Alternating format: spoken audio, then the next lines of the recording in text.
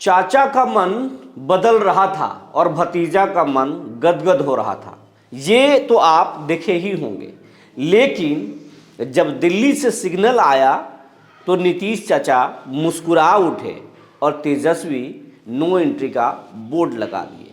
लेकिन इसके पीछे भी खेल चल रहा था। कहा जा रहा था कि ये तो एक मुखौटा भर था। असल में खेल ये था कि खरमास के बाद चचा पलटी मार देते। लेकिन उसके ठीक पहले आज बिहार में ईडी ने लालू के करीबी आलोक मेहता जो पूर्व मंत्री हैं उनके 17 ठिकानों पर दबिश दी है। और आलोक मेहता के ठिकानों पर रेड के बाद से बिहार के सियासत में एक बार फिर उफान सा आ गया है। जी नमस्कार, मैं हूं विपुल कुमार और आप देख रहे हैं सूर्य बिहार डिजिटल न्यूज़। हम बिहार के तमाम दर्शकों से ये अपील करना चाहते हैं कि अगर आप YouTube पर सूर्य बिहार चैनल को सब्सक्राइब नहीं किया है तो सब्सक्राइब कर लें, बेल आइकन को दबा लें, क्योंकि ये बिहार का चैनल है, ये आपका चैनल है। बिहार की बात करता है, बिहारियों की बात करता है, आपकी बात करता है, तो आप भी अपना सहयोग दें। अब खबर आपको विस्तार से बताने जा रहे हैं। लालू प्रसाद यादव के आँख नाक कान कहे जाते हैं आलोक मेहता, और ये आलोक मेहता तेजस्वी यादव के गुरु भी माने जाते हैं। तेजस्वी यादव अगर कोई भी कदम उठाते हैं या बोलते हैं तो आलोक मेहता की सहमति उस पर ज़रूर होती है।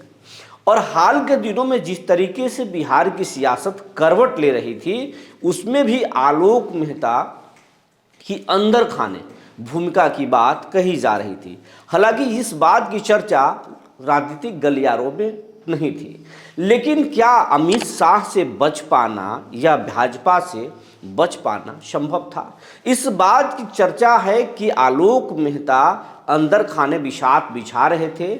नीतीश के पार्टी में भी वो रह चुके थे और आलोक मेहता की ये पूरी स्ट्रैटेजी दिल्ली तक पहुंच गई। फिर क्या था? आलोक मेहता वैशाली के कोऑपरेटिव में मेंबर रहे थे और वहां पर करीब 100 करोड़ का घालमेल हुआ है और इस बात की जानकारी दिल्ली तक थी। कुछ दिनों से जांच चल रही थी, लेकिन एक इंतजार था कि आलोक मेहता पर कब शिकंजा कसा जाए।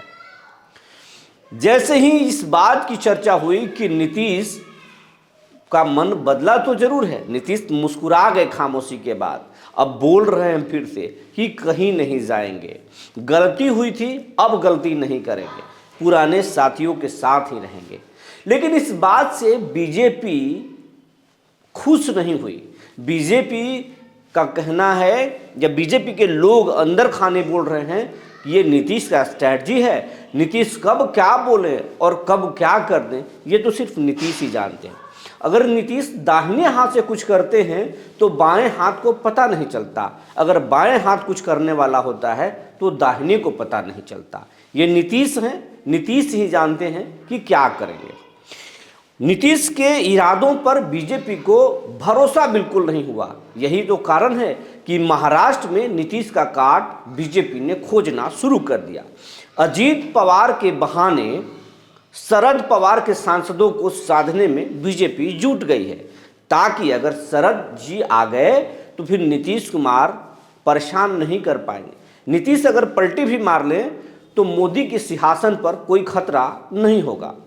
लेकिन जो खेल बिहार में चल रहा था उस खेल को रोकने के लिए आज ईडी ने रेड मार दिया। हालांकि ये हम नहीं कह सकते कि उसी खेल को रोकने के लिए रेड मारा गया है, क्योंकि रेड तो भ्रष्टाचार के मामले में मारा गया है।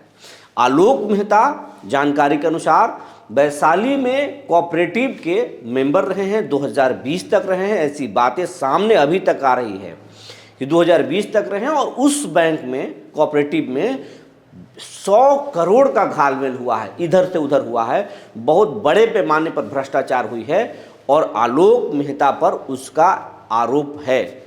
और इसी मामले में जांच पहले से चल रही थी और उसी जांच के मामले में आज आलोक मेहता के घर, ऑफिस और दिल्ली, हरियाणा, कलकत्ता, रांची और उनके पैतृक आवास उजियारपुर और हाजीपुर में भी रेड पड़ा।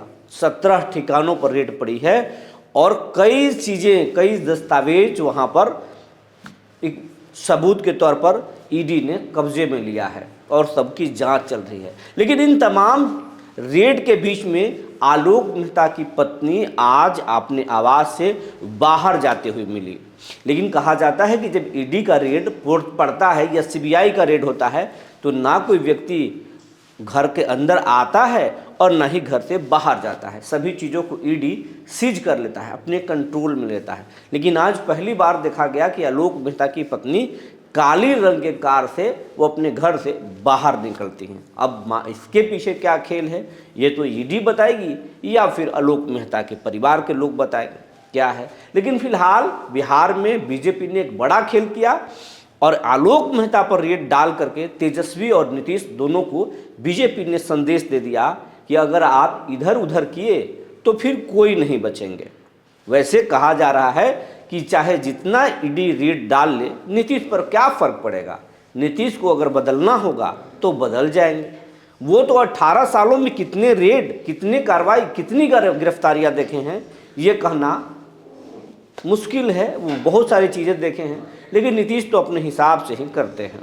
लेकिन फिलहाल ईडी ने जिस तरीके का रेड मारा है उससे बिहार के सियासत में एक नया सा तूफान खड़ा हो गया है और आरजेडी के लिए एक अलर्ट सा है कि आप खरमास के बाद अगर कोई गलत इरादा रखते हैं सरकार को गिराने के लिए तो संभल जाइए। सरकार नहीं गिरेगी बल्कि आपके कई नेता सीबीआई और ईडी के जद में आ जाएंगे। तो ये ईडी की कार्रवाई एक सियासी नज़र से देखा जा रहा है, लेकिन लोगों का कहना है कि कानून अपना काम कर रहा है। ईडी कोऑपरेटिव में घोटाले के मामले में जांच कर रही है और 100 करोड़ से ज़्यादा का घोटाला हुआ है।